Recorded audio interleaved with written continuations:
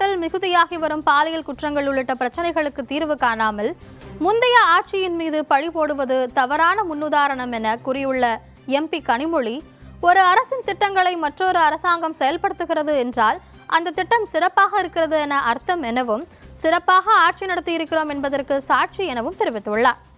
சட்ட ஒழுங்கு சீர்கெட்டிருக்கிறது.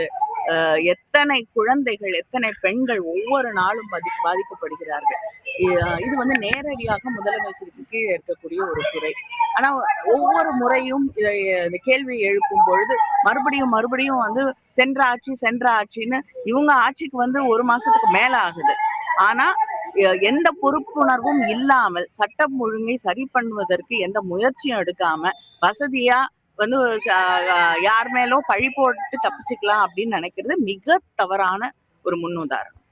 ஒருத்தருடைய திட்டங்களை இன்னொரு அரசாங்கம் செயல்படுத்துதுன்னா அந்த திட்டங்கள் சிறப்பாக இருக்கு அப்படிங்கிறது அர்த்தம்.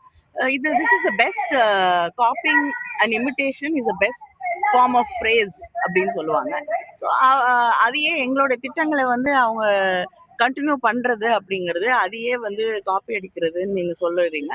அதையே கண்டினியூ பண்றது அப்படிங்கிற ஒரு விஷயம் எங்க திட்டங்கள் சிறப்பான திட்டங்கள், நல்ல ஆட்சி நடத்திருக்கோம் அப்படிங்கிறதுக்கு அர்த்தம்.